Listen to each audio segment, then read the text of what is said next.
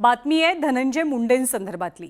आमदार धनंजय मुंडेंना सातपुडा या शासकीय निवासस्थानाचा मोह काही सुटत नाहीये।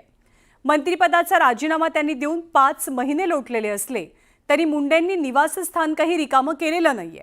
आणि विशेष म्हणजे धनंजय मुंडेंचा मुंबईत 16 कोटींचा फ्लॅट असून सुद्धा त्यांनी सातपुडामध्येच मुक्काम ठोकलाय। तर या फ्लॅटमध्ये काम सुरू असल्यानं तो राहणं योग्य नसल्याचं धनंजय मुंडेंनी म्हटलंय। मात्र याच मुद्द्यावरनं जोरदार राजकारण रंगतंय।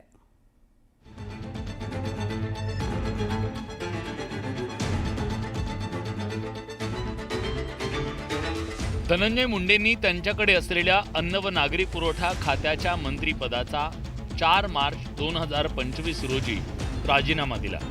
राजीनामा दिल्यानंतर धनंजय मुंडेंनी सातपुडा हे शासकीय निवासस्थान सोडणं अपेक्षित होतं, कारण मुंबईत दुसरं निवासस्थान नाही अशी सबब त्यांच्याकडे नव्हती। गिरगाव चौपाटीजवळ NS पाटकर मार्गावर वीरभवन या 22 मजली इमारतीत 9व्या मजल्यावर त्यांची 902 क्रमांकाची सदनिका आहे। मागील वर्षी झालेल्या विधानसभा निवडणुकीच्या वेळी प्रतिज्ञापत्रात धनंजय मुंडेंनी हे जाहीर केलं। डिसेंबर 2023 मध्ये मुंडे आणि त्यांच्या पत्नी राजश्री यांच्या संयुक्त नावे 16 कोटी 50 लाख रुपयांना ही सदनिका खरेदी केली। प्रतिज्ञापत्रात धनंजय मुंडेंनी स्वतः 10 कोटी रुपये खर्च केल्याचा उल्लेख आहे। मात्र त्या सदनिकेत सध्या कुणीही राहत नसून खरेदी केल्यापासून ते बंद आहे। धनंजय मुंडेंच्या सातपुड्यावरच्या वास्तव्यावरून विरोधकांनी जोरदार हल्ला चढवला। तिथे सत्तेत आहे त्यांना आमदार निवास मिळू शकतो। आमदार निवास जर मिळत नसेल तर त्यांना एक भत्ता दिला जातो हॉटेलमध्ये राहण्याचा।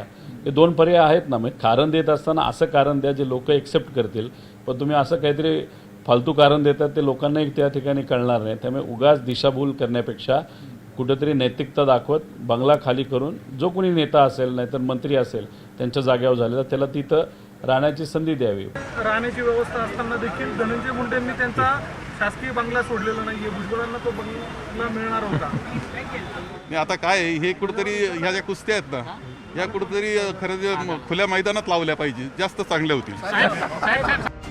धनंजय मुंडेंच्या विरोधात नेहमीच आक्रमक पवित्रा घेणाऱ्या अंजली दमानी यांनी सातपुड्याच्या मुद्द्यावरून पुन्हा तोफ टाकली।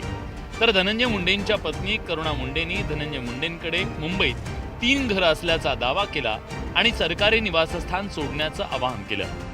त्याच्यासाठी मी कुठे जाऊ, माझी मुलगीचं शिक्षण, माझी प्रकृती चांगली नाहीये, अरे हे सगळी खोटी बात करण्याची काय गरज आहे? त्याच्यासाठी धनंजय मुंडे जरी तुझ्याकडे फ्लॅट नाही आहे तर तू आपला जे सांताक्रूजवाला फ्लॅट आहे 8 वर्ष तू इथे राहिलेला आहे, तू इथे येऊन राहा। मी माझे मुलाबाळांच्या सोबत घेऊन मी बाहेर कुठेतरी जाऊन राहते किरायाचे फ्लॅटवरती, तू पण शासकीय निवासस्थान सोडा।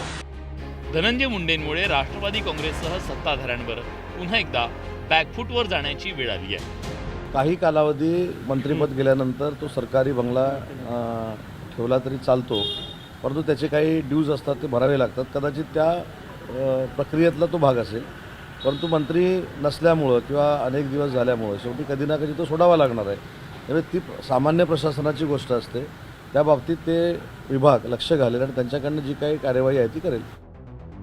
सरकारी निवासस्थानातील धनंजय मुंडेंच्या मुक्कामामुळे विरोधकांनी टीकास्त्र डागलंय, तर माध्यमांनी हा मुद्दा लावून धरला। त्यामुळे आता धनंजय मुंडे सातपुड्याचा उंबरठा ओलांडतात की नाही याकडे राज्याचं लक्ष लागलंय।